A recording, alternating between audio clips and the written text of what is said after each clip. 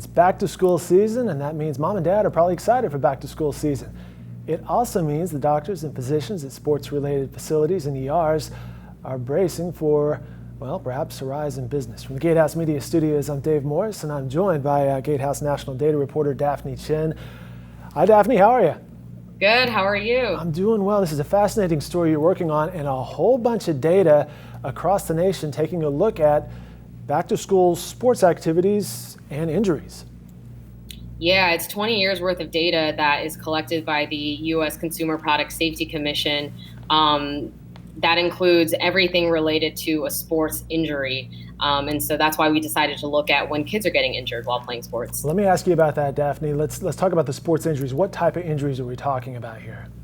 Well, you see a huge peak in September, and half of that is due to football alone, which, as you know, is a fall sport. We also see soccer and volleyball injuries spiking with the football injuries in September as well. So there's a bit of a correlation. Hey, it's this time of year. Here's what's going on, meaning football, softball, soccer.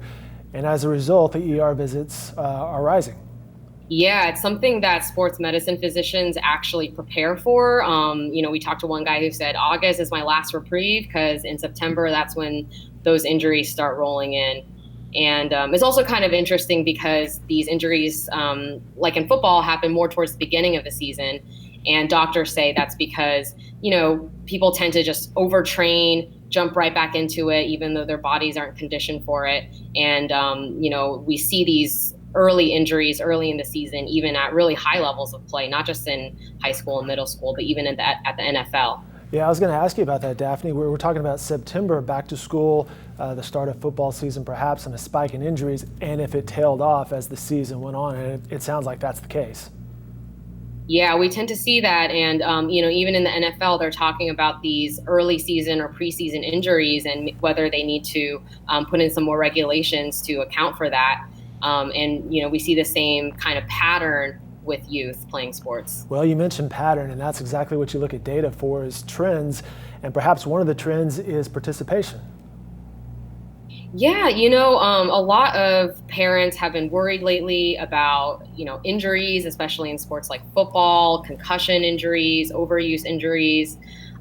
There's also a rise in interest in other kinds of games like online gaming or video gaming. So a lot of sports have been seeing a decline in participation, according to the experts I've talked to. They say that the awareness of injury is a good thing, but they still want to encourage kids to play sports. The alternative is, kids are playing Fortnite at home. Perhaps we'll see that, right? Some carpal tunnel injuries or something related to Fortnite. Have you seen any sort of laws, and perhaps that's something as we look through this data you consider locally, is what laws have changed, perhaps requiring more helmets or whatever, in regards to the data?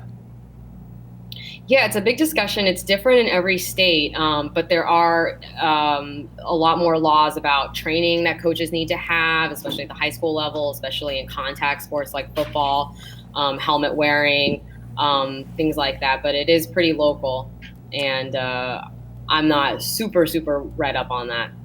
She's Daphne Chen. She's GateHouse Media national data reporter. You can follow her reporting every day online at Twitter at Daphne Chen _, and we certainly appreciate your time. It's an amazing amount of data you have gone through here. You mentioned 2 decades worth. Yeah. All right, good stuff. Thank you so much, Daphne. Thank you. Take care.